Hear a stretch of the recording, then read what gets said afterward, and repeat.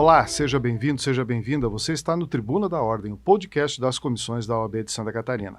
Meu nome é Edgar Galilhati, sou coordenador adjunto das comissões e vou lhes acompanhar no episódio de hoje.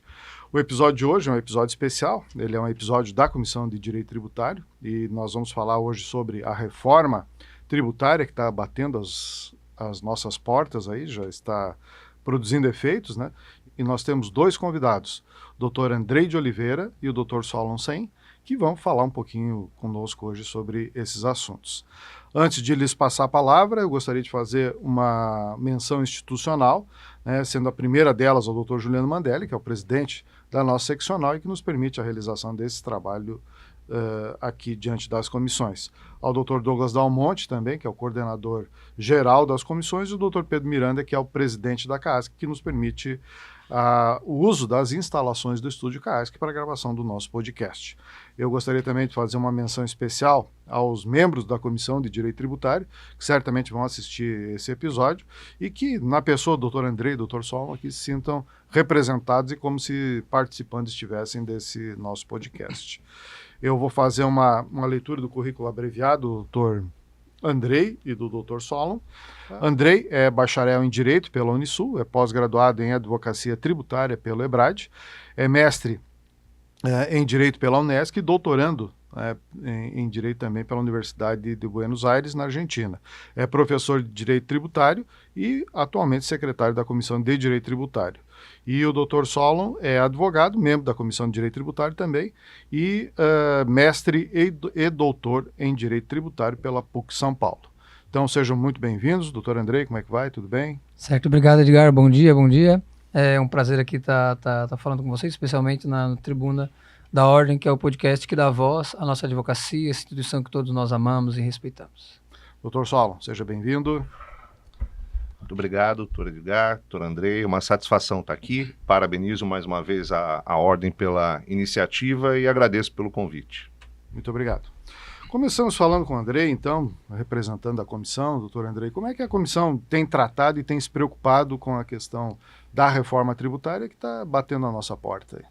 A reforma tributária, ela chegou como um sonho desde o final dos anos, dos anos 90 ali, e quando talvez as pessoas tinham perdido a esperança de vir uma reforma tributária, ela surge como um rompente. De repente ela está com legislação aprovada e surgiu a necessidade de estudarmos ainda mais. Nós que somos tributaristas, naturalmente precisamos estudar. Todo mundo acha que advogado tributarista estuda o tempo todo e está certo. A gente tem que estudar o tempo todo. E com a reforma tributária nós observamos essa necessidade ainda mais. Então, dentro da Comissão de Direito Tributário, nós temos buscado levar adiante por todo o estado de Santa Catarina, não somente nas reuniões da comissão, mas temos visitado as subseções de Santa Catarina, em parceria junto com a ESA, que é da nossa OAB, e temos conseguido compartilhar esse conhecimento, porque a reforma tributária ela traz mudanças estruturais, e o professor Dr. Solon aqui vai ter muita propriedade para tratar isso conosco, né, no sistema tributário brasileiro. Aquilo que se pensava sobre tributação, ele muda, né, a forma de criar-se a legislação tributária, a forma com que o tributo chega na ponta da prateleira de cada supermercado, de cada serviço que você contrata, ela passa a ser diferente, e isso exige, obviamente, uma atualização da advocacia tributária, né? E nós, enxergando, nós percebendo essa necessidade, estamos indo além, estamos indo adiante, e realmente, a reforma tributária ela é um marco para toda a sociedade, mas para nós tributaristas, ela tem dois lados da moeda. Um lado que ela vai impactar financeiramente toda a economia brasileira, e isso nós precisamos enxergar e antecipar aos nossos clientes, mas por outro lado ela é uma oportunidade para todo advogado que escuta esse podcast de atualizar-se, atentar-se, porque é realmente um novo mundo, ao menos na minha visão, né? Temos um novo mundo tributário que precisa de conhecimento, e hoje falaremos de uma excelente fonte de conhecimento aqui com o professor Solon. E acredito que a comissão, juntamente com a ESA, tem promovido alguns seminários, alguns cursos, né, de atualização. A gente vai falar um pouquinho mais no final sobre um grande congresso que será realizado, né? Mas assim, em pequenas doses, né? O que a comissão já tem preparado para os advogados e advogadas de Santa Catarina, o que já tem sido feito para atualizá-los em relação à reforma tributária? Certo. Nós temos buscado a interiorização da educação jurídico-tributária através da ESA, né? Então, nós conseguimos visitar, eu, por exemplo, visitei subseções de Videira, subseção de Criciúma, subseção de Tubarão, né, subseção de Campos Novos, Chapecó, no interior do estado, para levar até lá que tem uma advocacia militante tributária que precisa desse tipo de conhecimento. Só que não somente nas subseções. Nas reuniões da Comissão de Direito Tributário que nós fazemos aqui na sede da UAB, nós temos buscado fazer o seguinte: em cada reunião, nós temos um tema específico, e normalmente vinculado à reforma tributária, em que nós tratamos aqui nessa reunião. Então, nós discutimos o caso específico, por exemplo, tributação dos dividendos. Um colega faz uma exposição, abre-se um debate depois muito interessante, trazemos algum convidado especial da Procuradoria da Fazenda, que faz uma exposição inicial e na sequência abre-se os debates e sempre esses debates vão se alongando, porque a gente pensa que é justamente isso, né? A fase que nós estamos é uma fase de construção de conhecimento. A legislação está posta, mas a construção do conhecimento está sendo feita. Então, nós conseguimos fazer isso visitando as subseções, em pequenos eventos, em parceria com a ESA, mas aqui também na nossa reunião, para não ficar só uma reunião de trabalho administrativo, né? Então, bate pauta, vota relatório de relator de processo na Comissão de Direito Tributário, mas sim, compartilhamos conhecimento e aprendemos, né? Afinal, ninguém sabe tudo. E o Dr. Solon também é membro da comissão, mas o Dr. Solon escreveu recentemente, estão já prestes a sair, um deles já saiu e outros dois, eu acho que 2 livros, né, que estão saindo. Um, que é a terceira edição, né, do seu curso de Direito Tributário. O senhor tem também um livro sobre a aduana, e a gente vai conversar um pouquinho sobre isso. E tem um livro específico sobre a reforma tributária e BS-CBS, né? Então, se o senhor pudesse iniciar essa nossa conversa falando um pouquinho sobre a história desses livros, enfim, e qual é a importância de cada uma dessas obras para esse cenário que a gente está vivendo hoje, que não deixa de ser um cenário de insegurança, né, diante das grandes reformas legislativas que a gente vai ter. Então, sim, de que forma, né, os livros que o senhor lançou, eles podem contribuir para a formação dos nossos advogados e para que a população também possa entender um pouquinho melhor sobre a nova sistemática tributária que a gente vai viver. Sim, eu inicialmente escrevi o curso de Direito Aduaneiro, que foi publicado pela editora Forense. Ele é um curso, agora foi lançado a 4ª edição, está atualizada com a reforma tributária, mas ele é um curso que teve uma aceitação muito rápida pelo público, pelos leitores. E aí a Forense acabou me convidando, o editor, o Dr. Henderson First, que é um grande jurista, me convidou e falou: Solon, por que você não escreve um curso de Direito Tributário?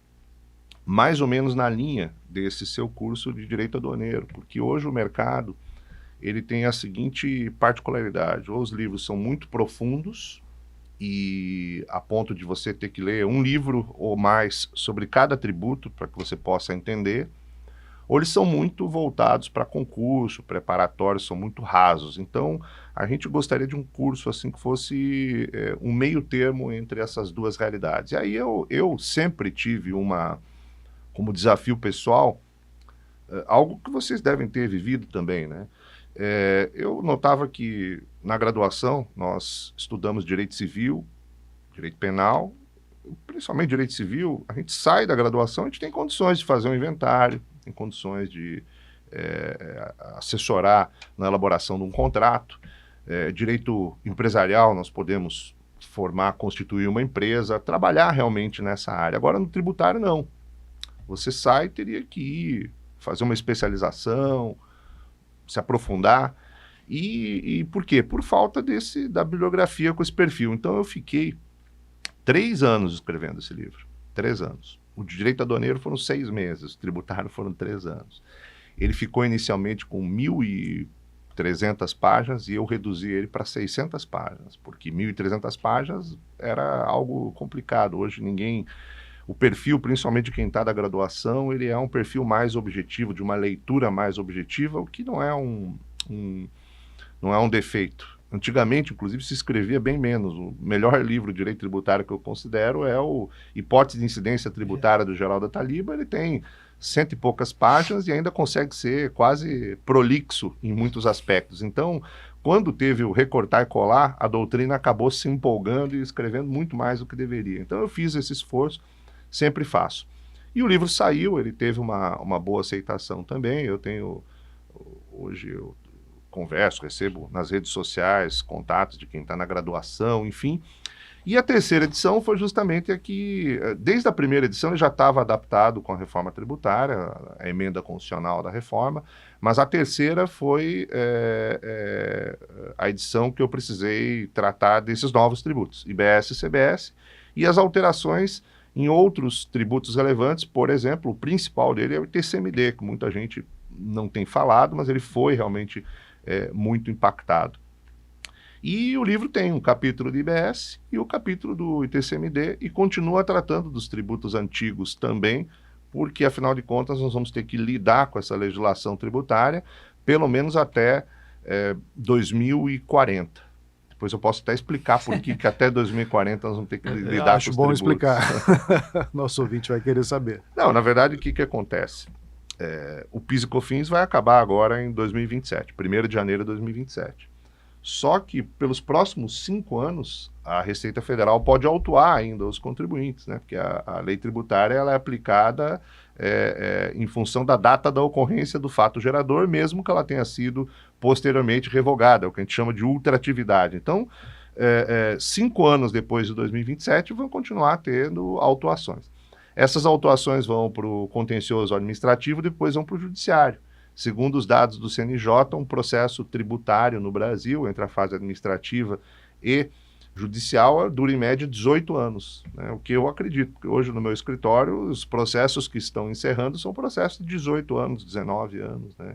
O que é um outro problema muito grave, e tão grave a demora do julgamento dos processos, não só tributários, mas inclusive tributários, que nós já nos acostumamos, nós não ficamos chocados em dizer que um processo demora 18 anos.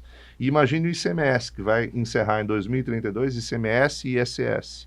Da mesma forma, nós vamos ter aí pelo menos mais 25 anos de discussões. Então, tem que ter uma doutrina para explicar o que foi o ICMS, o que foi o ISS, o PIS e COFINS, e nós vamos ter que ficar trabalhando. Ou seja, nós não teremos, para quem é da advocacia e também advocacia pública e os magistrados, procuradores, enfim, julgadores no geral, nós não teremos uma transição de um sistema para outro. Nós teremos uma convivência mútua e quase duradoura. Porque eu sou capaz de acreditar que daqui a 30 anos, quando acabar essa convivência mútua, nós já tenhamos a necessidade, muito provavelmente antes, de uma outra reforma tributária. Então, esse é um ponto que eu critico na reforma, né? O Brasil fez essa reforma com um sistema de transição que é simplesmente impraticável, né? Nós vamos ter que dar uma solução para isso, não tenha dúvida nenhuma, né? Muito demorada essa implementação do novo modelo.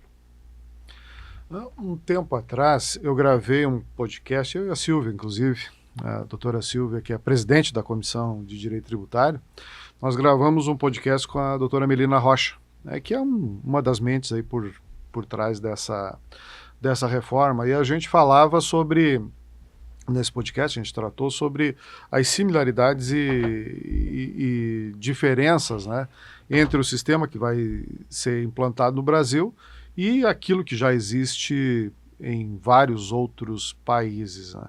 Um pouquinho antes da gente começar o podcast, conversar com o Dr. Solon, né, sobre as características da reforma brasileira. Um dos pontos eu já está colocando, né, que vai ser essa convivência mútua dos impostos antigos com os novos impostos, né? Eu acho que isso vai exigir um esforço redobrado do advogado tributarista para poder, enfim, calibrar e lidar aí com as eventuais notificações que os seus clientes recebam, né? Mas eu queria ouvir do Dr. Solon, né, em contexto mundial, né? O senhor já falou que tem críticas a esse sistema e tal, mas em nível mundial, né, num cenário internacional, como é que o Brasil se coloca, né? Ele sai na frente porque tem algumas características diferenciadas, ou na realidade a gente só está vindo a reboque daquilo que já existe no mundo com certas adaptações? Sim, esse modelo IVA, né, Imposto sobre o Valor Agregado, ele surgiu na França na década de 50, 60 e ele foi considerado um modelo muito bem sucedido e é realmente um modelo muito bem sucedido, adotado em mais de 180 países. E por que ele é um modelo bem sucedido? Primeiro porque ele é neutro, né? O tributo ele é repercutido em todas as fases da cadeia de circulação, até que ele é suportado pelo consumidor final. Ele tem uma não cumulatividade plena, então ele não gera o efeito cascata, e do ponto de vista do fisco, ele é um tributo indolor, né? Por que indolor? O imposto de renda, por exemplo, IPTU, você recebe a cobrança lá na tua casa, você vê aquele valor, parte da sua renda é tomada. Agora, num tributo sobre o consumo como o IVA, você não sente ele, porque simplesmente você compra. Você compra um celular como esse, pagou, sei lá, R$5.000, e você não imagina que R$2.000 é tributo. Ele está embutido, então realmente é indolor. Apesar de ter efeitos de uma certa regressividade para quem das camadas mais pobres da população, né? Você pensar que um tributo de uma geladeira que custa, sei lá, 5.000 e o tributo é 2.000, ele é o mesmo tributo que é cobrado da dona de casa, que ganha 2 salários mínimos por mês, e do banqueiro da Faria Lima, que ganha alguns milhões de reais. Então ele tem um peso muito maior para aquela dona de casa do que para o grande banqueiro. Então essa é uma crítica. Mas o fato é que ele proliferou. E ele sofreu uma adaptação muito importante na Nova Zelândia, né, com IBS, lá se chama IBS, traduzindo o nome do tributo, ele é o IBS, Imposto sobre Bens e Serviços, que é considerado um modelo ótimo pela OCDE, porque ele é um modelo que tem uma base ampla, não cumulatividade ampla e poucas exceções, poucas isenções, desonerações, o que garante uma alíquota menor. Então essa foi a ideia do Brasil. O Brasil acabou, por uma questão federativa, optando pelo modelo dual, assim como fez o Canadá, a Índia. E nós temos, portanto, a única diferença em relação a esse é que nós não fizemos um imposto dual, nós temos um imposto e uma contribuição para a Seguridade Social, né? Que é a CBS. No mais, é isso. O modelo é bom, ele foi muito melhor já quando passou pela fase de elaboração, que a Melina Rocha, nossa amiga, advogada aqui de Florianópolis, hoje ela mora no Canadá, é professora internacional reconhecida, né, mas é aqui da nossa região catarinense, formada na Universidade Federal, é uma das referências. Quando o projeto saiu lá da comissão de especialistas, ele realmente era muito bom, muito bom. Agora, antes de ir para o Congresso, ele passou por comitês técnicos com a participação de fiscais. E ali houve a inserção de uma série de regras que, em grande medida, são repetições de problemas, defeitos que já existiam no ICMS, principalmente no ICMS, que eu não diria que descaracterizaram, mas deixaram muito ruim o projeto.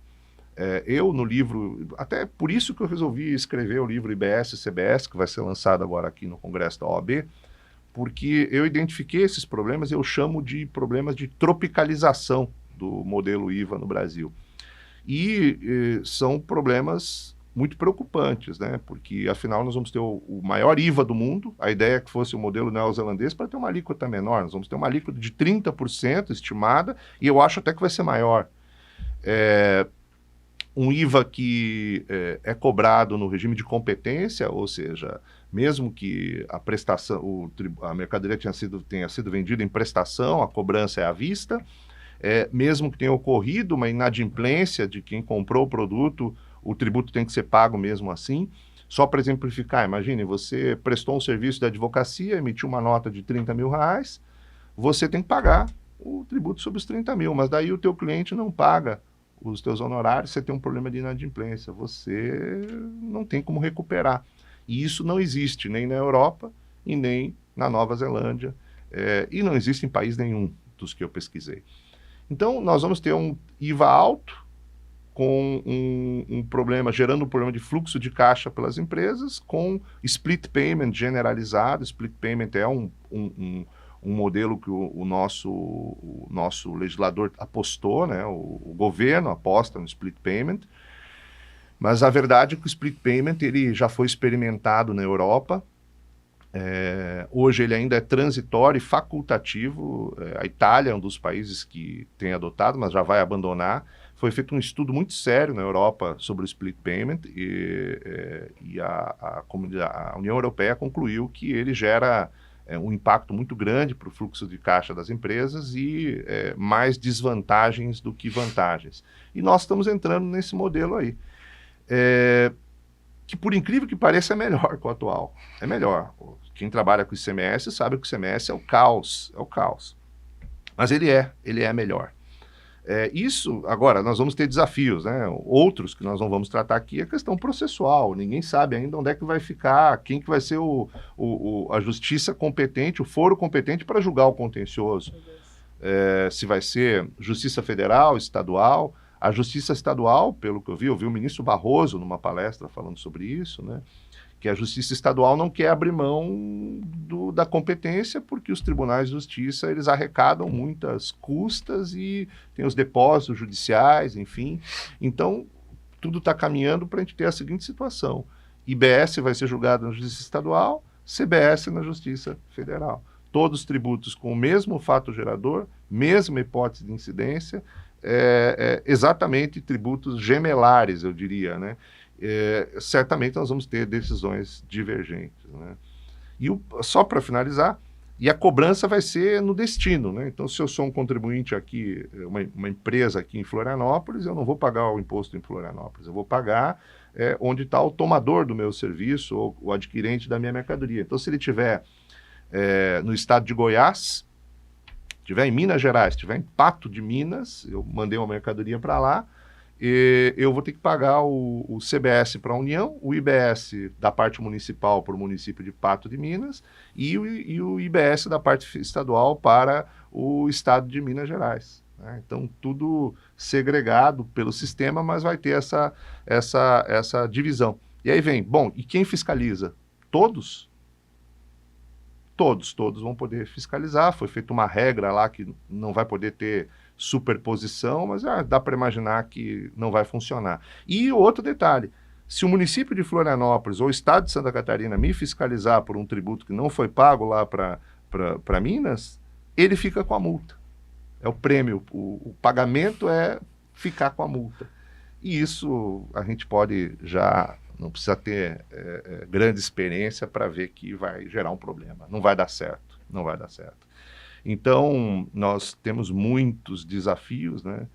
Essa reforma tributária aí, ela vai dar muito trabalho para os tributaristas, para os magistrados. Nós vamos ter aí uma fase de quase caos. E o que é interessante, né, é que a proposta da reforma era para trazer mais transparência, né? E aí eu lhe pergunto, o senhor falou no split payment, né, e se nós vamos chegar ao ponto de, numa nota fiscal, eu vou comer um pãozinho na chapa e tomar um café ali na padaria, e no cupomzinho fiscal vai sair o custo do produto e os impostos, se a gente vai chegar nesse ponto, né, e os impostos agregados vão aparecer na nota fiscal também. Ele vai ser transparente, isso não há a menor dúvida. Ele é melhor. Porque, veja, a gente está falando tudo isso, né? Mas se nós formos falar dos problemas de PIS e COFINS, ICMS,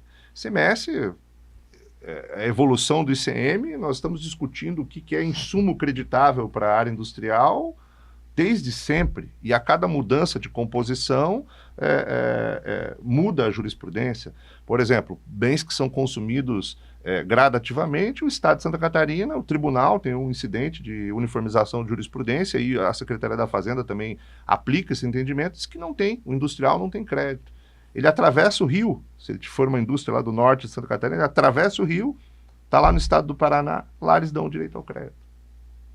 Agora, porque há 8 anos também não davam. Então, a gente tem um problema, a questão da substituição tributária, diferencial de alíquota, o ente competente para cobrar, enfim, a gente vive o caos, só que como a gente vive aquele caos, a gente não percebe. Então, a gente vai ter problema, claro, de adaptação. Eu falo com a maior crítica que a gente pode dar à reforma tributária, esse período de convivência mútua, que nós vamos ter os dois sistemas, mas ele vai ser bom. Agora, a transparência tem um custo, né? Ele vai ser um sistema que vai onerar o prestador de serviço. A carga tributária vai aumentar e isso vai gerar aumento de preço. Só para concluir, que o seu colega quer falar, a ideia, né, a tese era o seguinte: bom, nós vamos reduzir a tributação da área industrial do comércio, pagar menos. O serviço vai pagar mais. Só que vai diminuir o custo, vai diminuir o preço dos bens e aumentar um pouco do serviço. Então, é quase como uma compensação, né?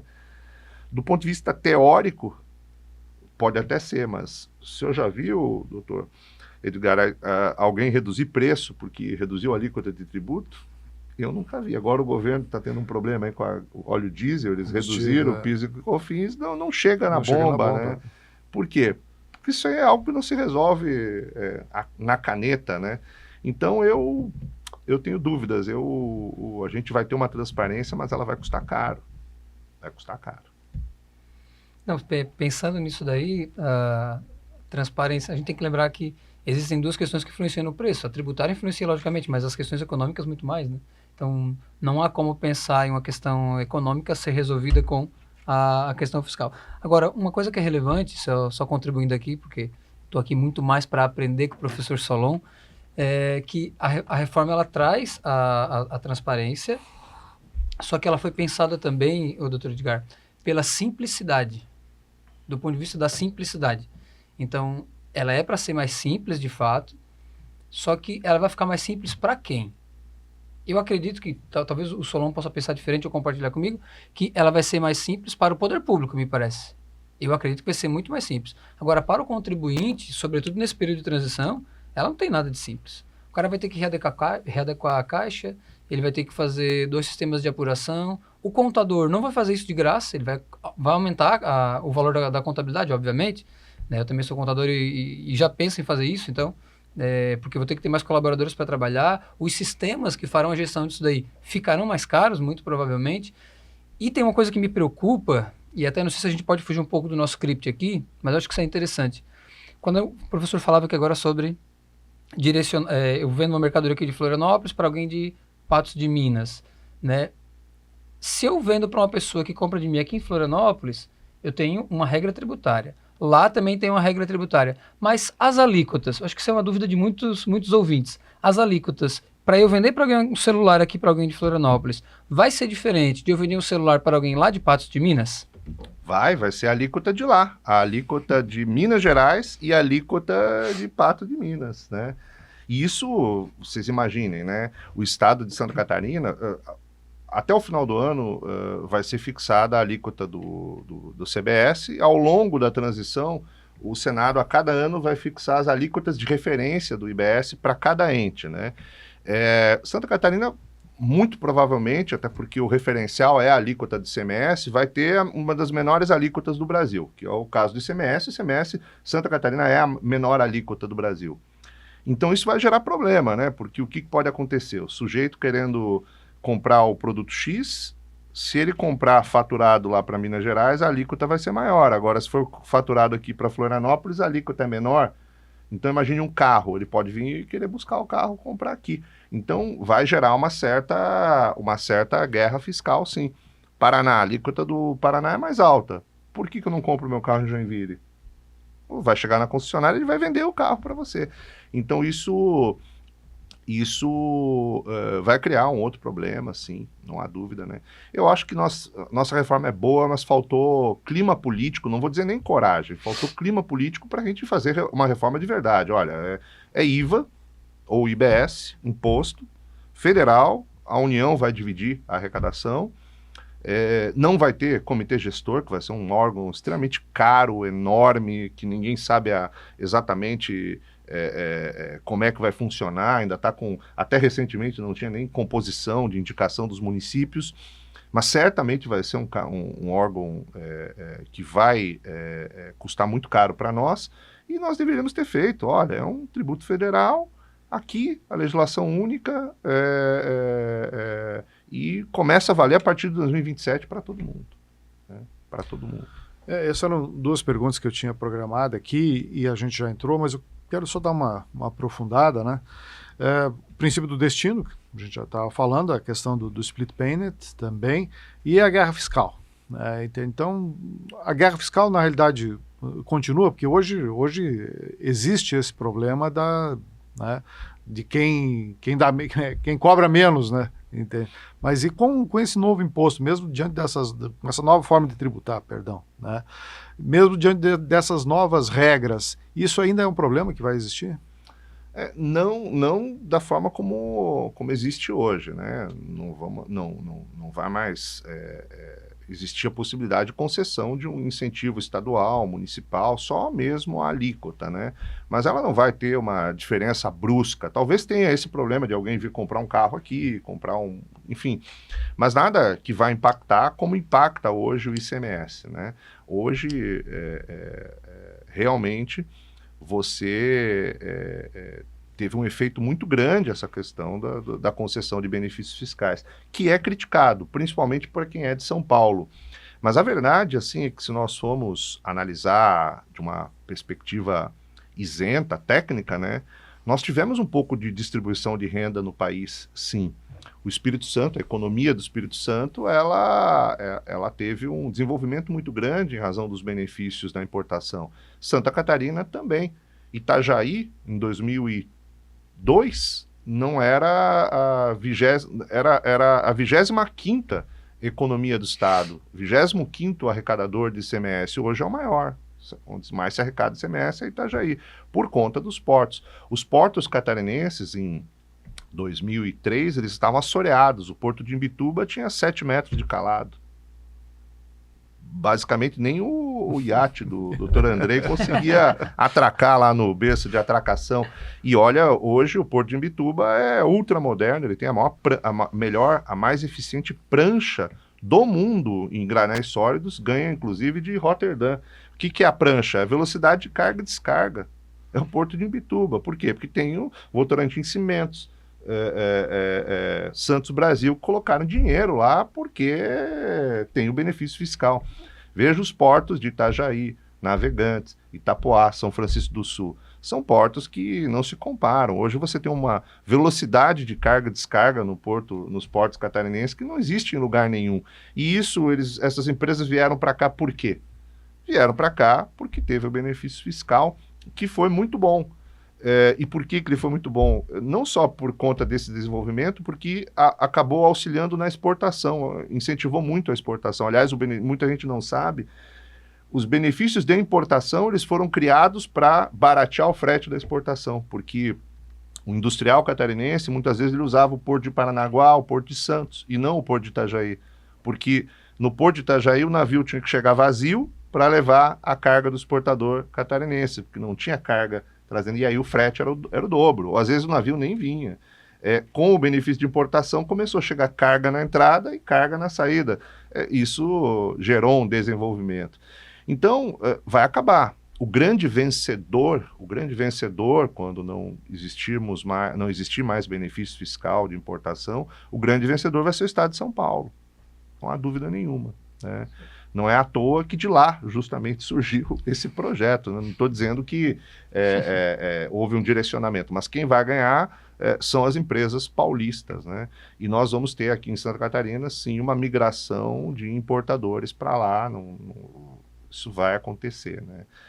Agora, esse também é o grande calcanhar de Aquiles da reforma, né? A reforma ela não mexeu ainda com esses benefícios fiscais. Você imagina um importador que hoje paga 1% de ICMS para trazer a mercadoria, movimenta 7 bilhões de dólares em importação, paga 1%, vai ter que pagar 30%.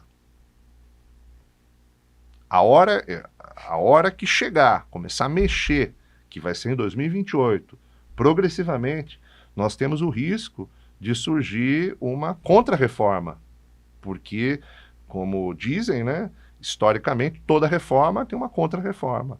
E a hora que mexer no dinheiro, nós vamos ter um problema aqui, tá? Um problema. Eu tenho que concordar com o senhor que com o CPC aconteceu a mesma coisa, né? Durante a vacatio legis já houve a Lei 13.256 veio e alterou em pontos cruciais, enfim, o que era a proposta do CPC para o sistema de precedentes, né? Então, não duvido nada que com a reforma tributária também, no meio da viagem, aconteça alguma coisa parecida, né? Mas, doutor Solon, tem um ponto né, que o senhor defende, que é a não cumulatividade plena. E eu pergunto se, né, com essa nova proposta, né, com essa nova estrutura, né, do sistema tributário nacional, isso vai deixar de acontecer, a questão da cumulatividade? Hoje, a não cumulatividade ela nunca foi plena no Brasil. E esse é um dos grandes problemas. Nós temos efeito cascata, nós temos resíduos que oneram os produtos exportados, isso reduz muito a competitividade do produto brasileiro, principalmente o produto industrializado. O agro não, porque não gera tanta repercussão. Agora, o produto industrializado, ele realmente ele não é totalmente desonerado. E além de ter uma não cumulatividade mitigada, nós temos a não cumulatividade do IPI, temos a não cumulatividade do PIS e da COFINS, e temos as não cumulatividades do ICMS, porque cada estado tem a sua regra, a sua interpretação. Eu acabei de falar aqui da questão dos insumos, né? E nada disso funciona. Desde 2002, quando foi instituída a não cumulatividade do PIS, e 2003, pela Lei 10.833, a não cumulatividade da COFINS, nós estamos discutindo o que é insumo. Qual crédito, qual bem é insumo para que possa permitir o creditamento por parte do contribuinte. O STJ, num recurso repetitivo, acabou dizendo, não, insumo é aquilo que é necessário e essencial. Agora, surgiu um outro problema. O que é necessário e essencial? São palavras que têm um grau de indeterminação. Então, você chega nas turmas da terceira sessão do CARF, que são as que julgam essa matéria, os conselheiros estão lá discutindo o que é essencial, o que não é essencial para os contribuintes que tiveram seus processos que chegaram lá, porque isso é outro problema. A fiscalização não consegue alcançar todo mundo. E aí você tem aqui, você sendo ultraconservador e não sendo autuado, mas eu tenho do meu lado o meu concorrente que está tomando crédito até de churrasco na laje, né? Então, gera um desequilíbrio, né? Uma distorção. E com a reforma tributária, isso realmente vai acabar. Vai acabar. Não é imediato, mas vai acabar. No PIS e na COFINS, que vai deixar de existir em 2027, que é um tributo terrível, né? Um tributo que tudo que você possa imaginar que pode existir de distorção no sistema tributário, ela existe no PIS e na COFINS. Você tem lá base de cálculo indefinida, hipótese de incidência mal descrita, você tem regressividade, não cumulatividade, enfim, tudo que você possa imaginar. Infelizmente vai acabar. Então, no plano federal, começando 2027, nós vamos ter realmente uma melhora significativa, né? Claro, tem as autuações que eu mencionei, mas isso é um problema de contencioso para advogado. Agora, para a empresa que está lá na apuração, vai resolver. E 2032, quando entrar no ICMS, nós vamos ter um ganho, sim. Um ganho. Isso a gente não pode dizer que não vai, porque haverá um ganho, sem dúvida nenhuma, né? O consumidor vai pagar mais, vai ter um custo, como eu falei, vai ter um custo. Mas isso vai ser absorvido na economia. Eu acho que principalmente para o exportador, para o industrial, nós vamos resolver um problema que existia no Brasil, que é justamente esse efeito cascata, essa tributação irracional. A gente fala de efeito cascata, né, mas muitas vezes a gente comenta assim, e quem é da área jurídica não consegue visualizar, né? Nesse livro que eu vou lançar no Congresso da OAB, eu acabei dando exemplos, porque eu passei o livro para alguns alunos lerem, alguns colegas do escritório. Solon, por que você não dá o exemplo assim? E aí eu acabei fazendo vários exemplos, né, comparando, mostrando por que o efeito cascata prejudica o segmento industrial, com cálculos assim para demonstrar, e isso acaba sendo interessante quando você vai no judiciário, principalmente, discutir qualquer discussão a respeito de qualquer matéria a respeito de não cumulatividade, ainda prepondera a visão totalmente errada de que a não cumulatividade é um favor legal do legislador e não uma condição essencial para o desenvolvimento do país, não um princípio constitucional, enfim. Por isso que a gente tem que criticar os pontos negativos da reforma, mas eu já falei isso, vou deixar bem claro. O sistema, quando ele realmente entrar em funcionamento, ele vai ser muito melhor. Realmente nós vamos ter um ganho para as empresas. E ainda falando de subjetividades, né, uma categoria que foi criada e está recebendo esse nome, né, é o imposto do pecado. E como é que o senhor vê assim, essa possibilidade de uma taxação diferenciada para certos produtos e como é que, né, se pode vislumbrar que na prática isso vai funcionar? Né? Para o nosso ouvinte saber, né, o imposto do pecado são aquelas sobretaxas, né, para produtos nocivos à saúde e ao meio ambiente. Né? E aí? Sim, o imposto seletivo, né, infelizmente ele não é o imposto do pecado no Brasil. Pecado foi o que fizeram na regulamentação do imposto seletivo, porque ele é um instrumento importante, um tributo regulatório extrafiscal. Ele é chamado tecnicamente de imposto especial sobre o consumo. Então nós temos dois núcleos, né? A tributação geral sobre o consumo, que é o IBS e CBS, e o imposto especial sobre o consumo, que é o imposto seletivo, com efeito extrafiscal.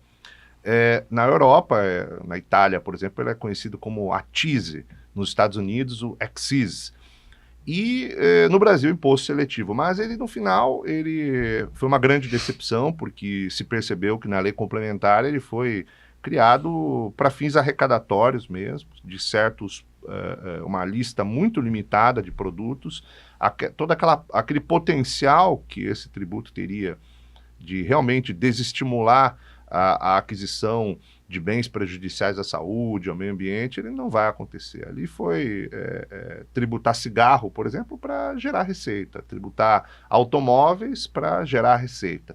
E isso é uma pena, né? É uma pena, uma oportunidade. Espero que no futuro se faça uma revisão desse tributo.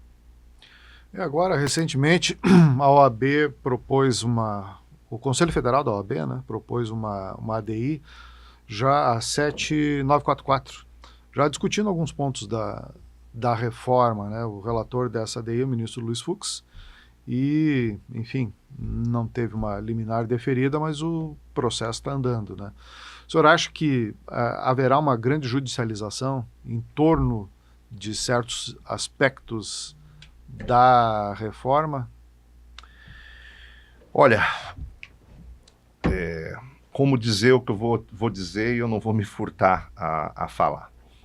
O direito tributário ele tem um grande problema histórico no Brasil. O Fred Augusto Becker, citando, eu adoro essa citação porque é a realidade, citando um autor italiano, ele dizia que o direito tributário é a Cinderela do direito, porque na meia-noite dos orçamentos deficitários ele vira abóbora.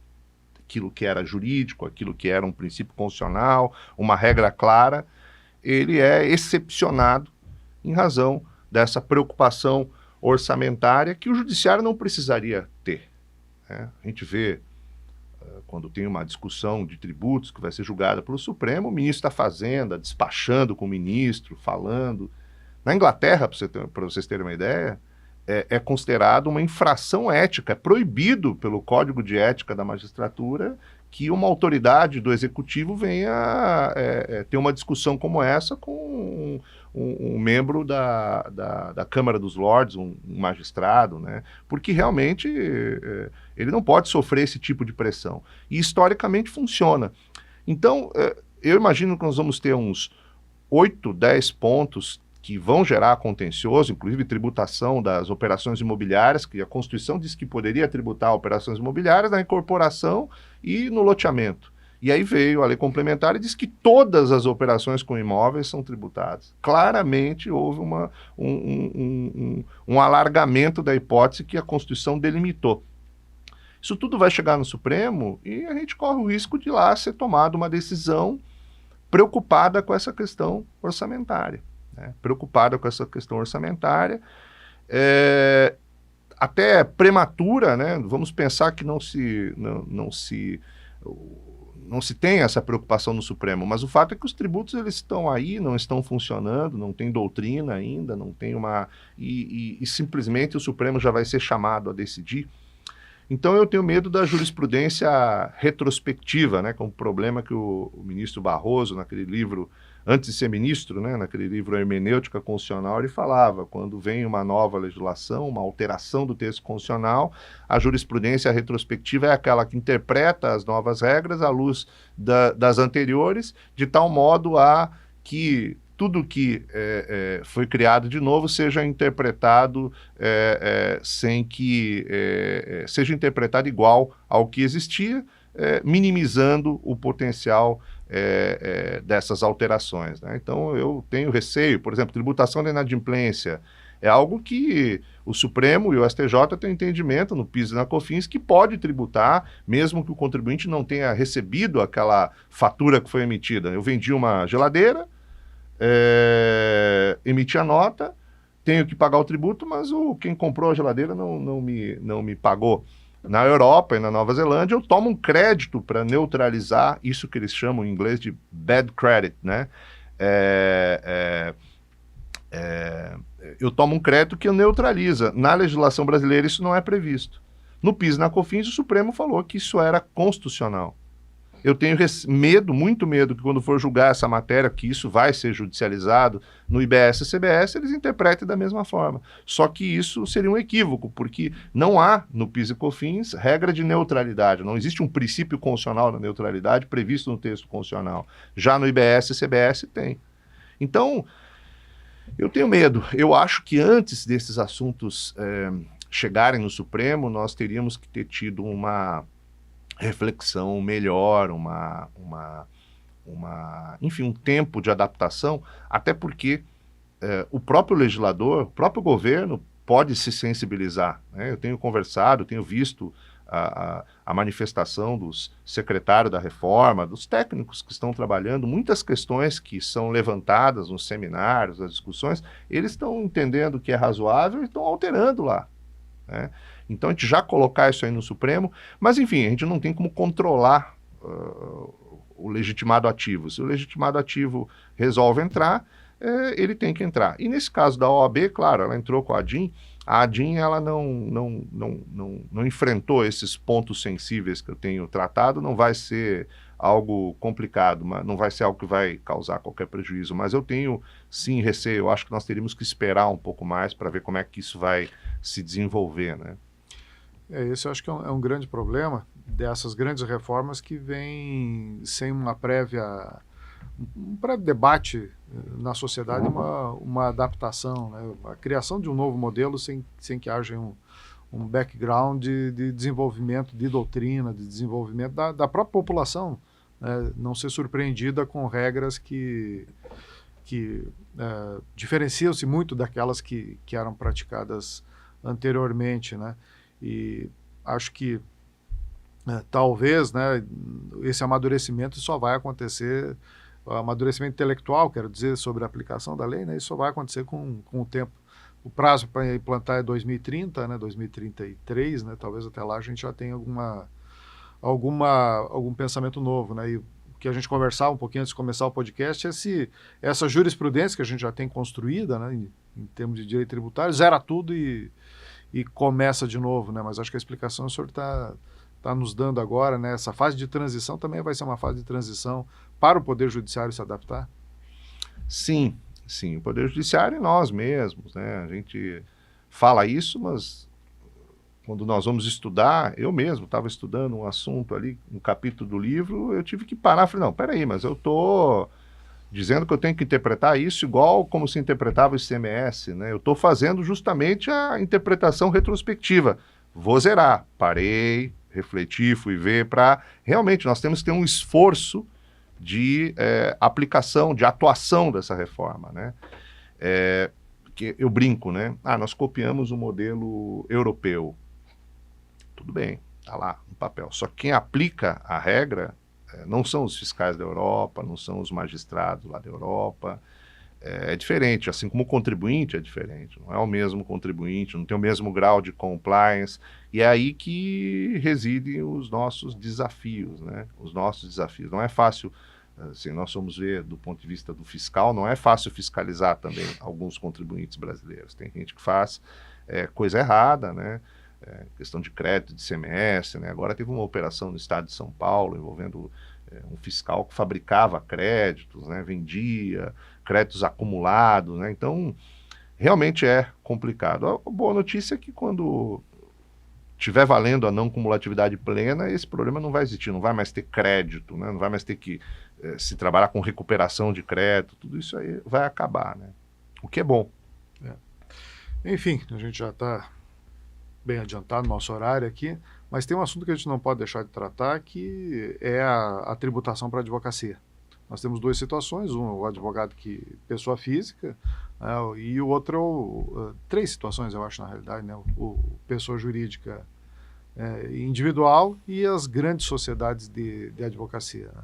A advocacia teve um diferencial, né, no projeto sobre a sua tributação. Mas agora, no dia a dia, enfim, já com esse amadurecimento, né, doutor, e talvez o Andrei possa contribuir com isso também, né? Mas como é que fica a situação do advogado, pessoa física, que não tem empresa, do advogado que tem o CNPJ e das grandes empresas de advocacia? O pessoa física não vai alterar, né? Ele não é contribuinte do IBS-CBS. Aí nós vamos ter os advogados que estão no Simples e os advogados que não estão no Simples, estão no lucro presumido ou no lucro real, né?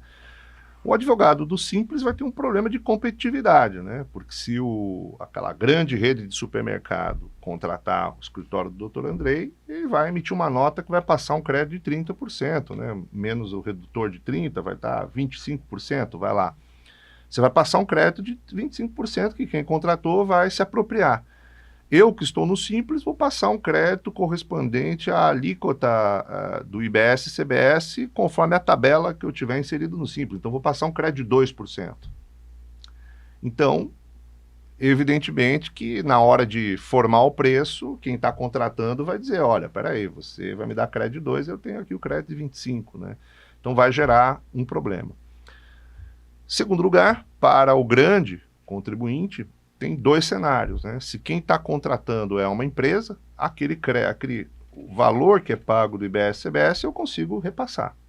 Agora, se eu estou sendo contratado por uma pessoa física, que não é contribuinte do IBS-CBS, aquilo é aumento do valor do meu serviço. Então, vai ter sim um impacto razoável, né? Até porque nem sempre se consegue repassar todo o valor, né? Você pensa assim, não, eu vou ter 30%, 25% aqui, eu vou repassar, meus honorários são 100, eu vou emitir uma nota de 125.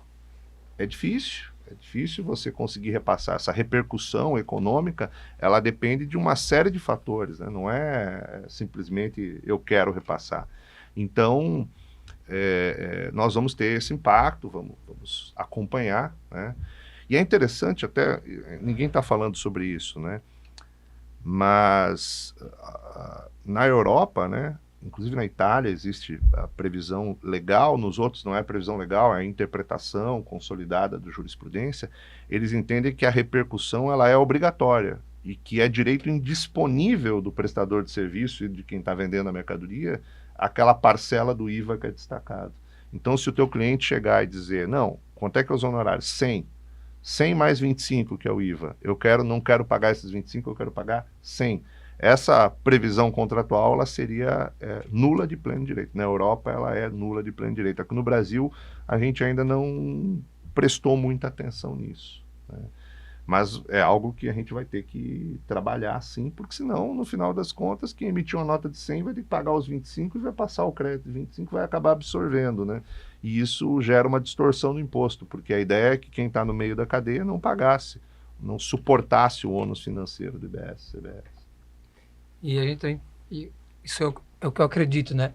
Que a Lei Complementar 123, ela não recebeu nenhuma alteração ainda direta, então a gente vai precisar fazer essa alteração dentro do valor que o advogado, seu escritório menor do Simples paga, ele paga um pouquinho de ISS, um pouquinho de PIS, um pouquinho de COFINS, um pouquinho de RPJ, um pouquinho de CSLL e um pouquinho de INSS. Ele paga todos esses ali dentro agora. Ele vai precisar sofrer uma alteração para que ali dentro agora deixe de existir esses e passe a ter IBS, CBS, IRPJ, CSLL e INSS. Nessa alteração, considerando que as alíquotas elas estão sendo readequadas, é possível que haja uma readequação dos percentuais ali incidentes dentro do Simples, que precisam ter uma revisão, é uma luta histórica do setor de MEs e EPPs do Brasil, mas é muito provável que haja uma alteração de alíquotas aqui.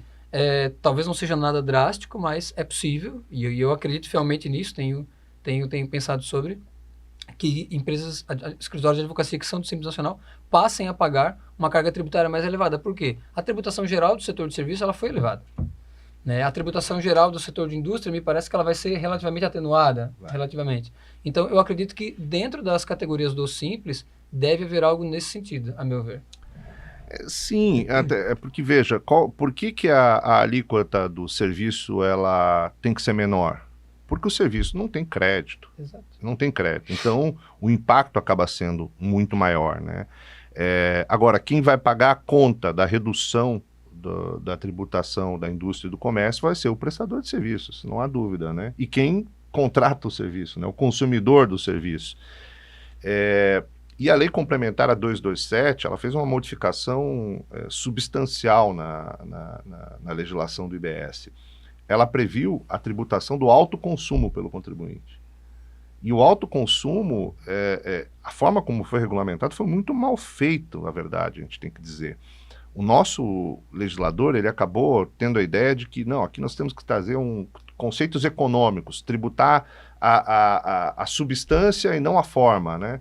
E isso gerou alguma deficiência na lei. Se você for fazer uma interpretação literal da Lei Complementar 227, você vai concluir, por exemplo, que o meu escritório de advocacia, se eu faturei os honorários, não recebi o pagamento e eu resolvo executar o meu cliente inadimplente, eu vou ter que, na sequência, emitir uma nota fiscal considerando os honorários que eu cobraria para executar o cliente.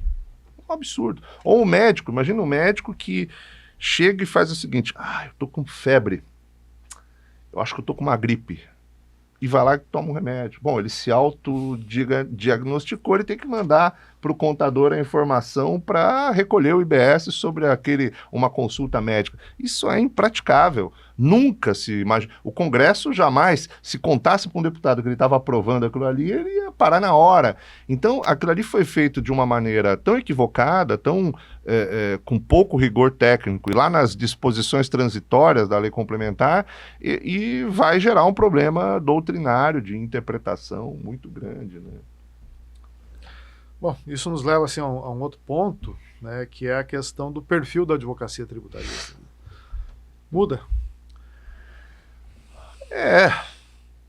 Primeiro, vai faltar tributarista, né? Porque hoje a demanda é muito grande, mas o perfil vai mudar.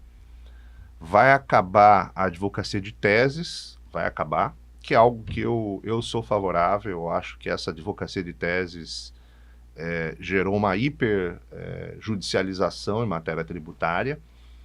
As repercussões gerais acabaram turbinando isso, porque com a modulação que é feita pelos tribunais, toda vez que existe o reconhecimento de um tema repetitivo ou uma repercussão geral, todo mundo tem que entrar com a ação, porque senão modula e não recebe, né? Então, a gente acabou gerando essa hiperjudicialização. Temos o problema das recuperações de crédito. Tem empresas que fazem a recuperação de crédito de forma adequada, correta, dentro de um conservadorismo. Agora tem gente que faz recuperações que ficam quase no limite da legalidade. E esse pessoal todo está aí, se apresentando como tributarista. Isso é muito ruim. Com a reforma, nós vamos ter a defesa do caso concreto, a defesa do auto de infração, a defesa da interpretação. Como eu disse, no máximo 8 teses vão ser, 8 grandes questões vão ser judicializadas, acho que logo nos próximos anos, envolvendo IBS e CBS, os tribunais vão decidir. Se for viadinho, vai ser decidido daquela maneira, e aí vai ficar muito parecido com a advocacia aduaneira. Uma das coisas que eu gosto da advocacia aduaneira é justamente essa, por isso que eu trabalho com tributação do comércio exterior. Aliás, o livro Curso de Direito Tributário, ele é quase um curso de Direito Tributário do comércio exterior, porque todos os exemplos que eu dou lá sempre são relacionados a tributos do comércio exterior, quando possível, né? IPTU não tem como dar o exemplo, né? E TCMD também não.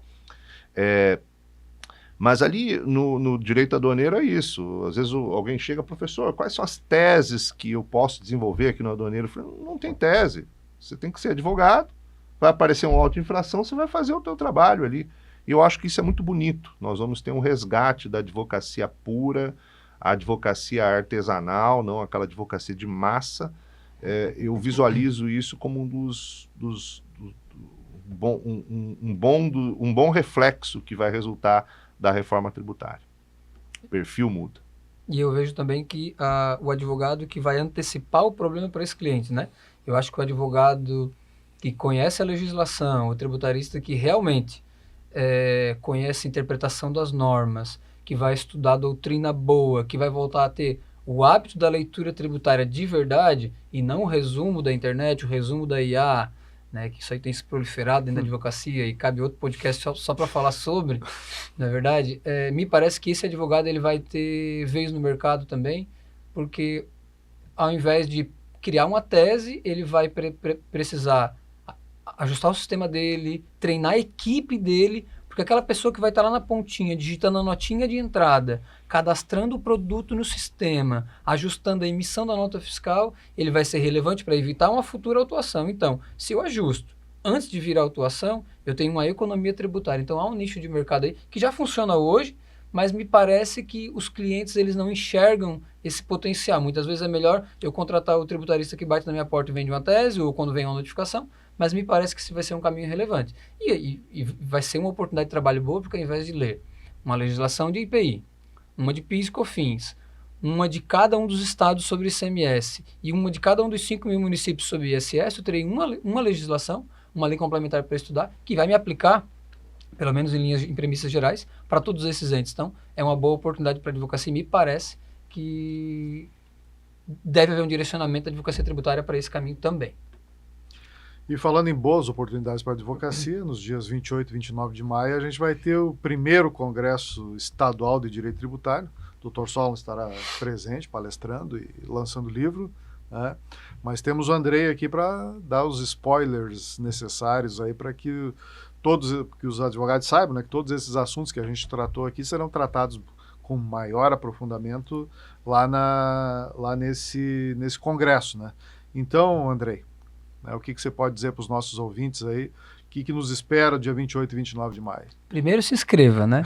Primeiro se inscreva para esse evento. É um evento que está sendo pensado com muito carinho pela nossa comissão e ele está sendo feito a muitas mãos. Então ele não é um evento que é o sonho da diretoria, da comissão, não. Ele é um evento que ele busca atender os anseios da advocacia tributária do nosso estado, né, para toda e qualquer pessoa que queira estudar.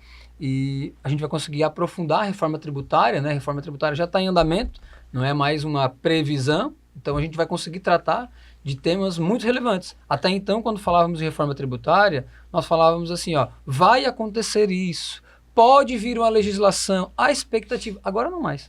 A reforma está posta, já está sendo praticada, os modelos já estão aí e nesse nosso congresso nós conseguiremos trabalhar tudo isso. Então, nós teremos aqui, vou dar alguns spoilers aqui de nomes, tá? Algumas pessoas que certamente vão engrandecer o nosso evento. Nós temos no estado de Santa Catarina a grata alegria de ser um grande berço de tributaristas. Temos aqui o professor Solon, temos aqui o Ricardo, temos a própria professora Silvia, a Luana, enfim, muita gente que eu poderia falar, mas eu vou chamar a atenção aqui para o professor de todos nós, professor Roque Antônio Carrasa, confirmado para o nosso evento, né, uma sumidade. Professor Marcos Sintra também, né, conhecido por alguns como grande crítico da reforma, né, estará aqui conosco. Professora Suzy Gomes, Aline Cardoso do CARF, conselheira do CARF, Felipe Renault, a Francine Faquinello também estará conosco. E teremos membros do comitê gestor aqui de Santa Catarina, temos 2 pessoas do nosso estado, um do estado e um do município, o Marcos, da Secretaria de Estado da Fazenda, e a Michele Roncari, da Prefeitura de Florianópolis, estarão conosco trazendo a visão de dentro do comitê gestor. E certamente até maio, que é quando vai ser o nosso evento, eles já terão uma experiência muito maior, que terão participado de reuniões, etc., estarão aqui palestrando conosco. Teremos aqui o Procurador de Justiça Andreas Eisele, que agora foi nomeado também, né? Teremos o professor Solon, Ricardo, a Suzana, a Luana. Então, teremos vários nomes aqui no nossos painéis. E o evento ele será dividido em 2 dias. Isso é relevante falar. Então, quinta-noite teremos uma conferência magna de abertura, em que teremos o start do nosso evento. E na sexta-feira, ele vai até a tarde. Então, ao invés de evento de 2 dias, a advocacia tributária está tendo que estudar muito por conta da reforma aí. Então, dá para vir à noite na quinta-feira, sexta-feira, o dia inteiro. Aqui no plenário da UAB, nos dias 28 de maio e 29, não tem como estar em outro lugar. É obrigatório todo advogado tributário de Santa Catarina estar aqui no nosso evento. Nós temos aí no Brasil grandes eventos que acontecem, né? Um dos maiores para mim é o do IBET em dezembro e o de junho que temos em Gramado. Inclusive, ano passado encontrei o professor Solon em Gramado. E esse da Comissão de Direito Tributário de Santa Catarina me parece que ele se equipara a esses grandes eventos, não querendo puxar a sardinha para nós, mas pela qualidade das pessoas que estarão e pela forma com que os painéis temáticos estão sendo divididos. Então, não será um encontro para jogar conversa fora, não, ao contrário. Será um encontro de palestra técnica com quem realmente está vivendo todo esse emaranhado de regras da reforma tributária. Já tem link para inscrição ou ainda... Já temos sim. No site da UAB, já temos o link para inscrição. No Instagram da Comissão de Direito Tributário, se você escrever no Instagram aí, Direito Tributário UAB Santa Catarina, no teu Instagram, você vai encontrar e lá dentro a gente vai ter o link dentro da bio desse perfil. E também no site da UAB, você coloca simplesmente no Google, inscrição, Congresso de Direito Tributário UAB Santa Catarina, vai aparecer, já se inscreva, as inscrições estão abertas, mas nós temos uma limitação. A limitação é o total do nosso auditório aqui, então não deixe para o final, porque a nossa expectativa é que já agora no curso do mês de abril a gente esgote as inscrições.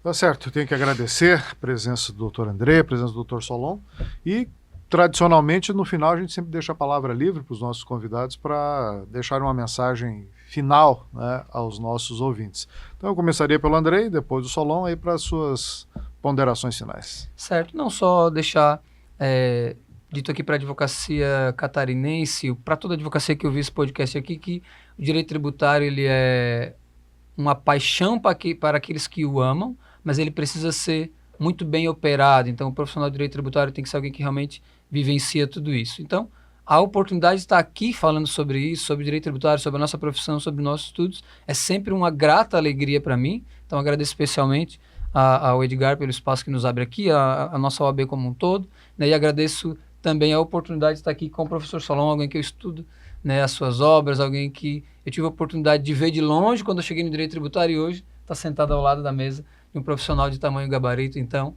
é só um momento de alegria e dizer para a advocacia que se a gente se amparar naquilo que é real, no estudo, na prática, fugir dessas ideias de praticidade, de IA e tudo mais, a gente consegue fazer uma advocacia real. Então, só obrigado pela oportunidade. A honra é toda minha, né, André? Eu quero dizer que também, no último dia do congresso, depois da palestra do professor Carrasco, vou lançar o meu livro do IBS-CBS. Então nós vamos ter um coquetel de encerramento, estão todos convidados. O professor Carrasa fez o prefácio, me honrou com o prefácio do livro, né? Então, nos veremos no evento que está muito bom. Realmente, não só a escolha de palestrantes, mas também dos temas, né? Porque muitas vezes o congresso não escolhe bem os temas. Os temas estão muito bem direcionados. Então vai ser um primeiro de muitos congressos, eu não tenho dúvida. E encerro, assim, palavra final, né? Para quem me ouve, a jovem advocacia principalmente, né? Pessoal, não sigam os especialistas de Instagram. Eu acabei seguindo uns e parece que é quase o algoritmo é difícil, né? Você olhou um, aí não para mais de começou a seguir, não se livra mais, né? Mas eu vejo assim que 99% do que é colocado lá não é verdadeiro, é erro, é pessoa que sabe menos do que você, tá? Então, vocês têm que estudar de uma forma antiga, vocês têm que ler, advogado tem que ler. E não só a doutrina, tá? Eu acho que é muito importante começar o seguinte: pegar a lei complementar do IBS e ler a lei complementar do IBS. Nós fizemos no ano passado um grupo de estudos com professores lá no meu escritório e virtual também. E a gente diz, bom, o que nós vamos fazer? Eu falei, nós vamos ler a lei. Ler a lei. Literalmente, aí depois nós vamos começar a avançar. Então, o óbvio é isso. Não adianta digitar lá no chat GPT, etc. Leiam a lei, conheçam aquilo, se organizem. Eu imprimi toda a lei, botei um espaçamento um pouco maior, e conforme está lá no meu canto, e conforme eu vou estudando, vejo alguma coisa, eu sempre coloco ali, anoto, etc. Parece uma volta no tempo, né? Mas não é.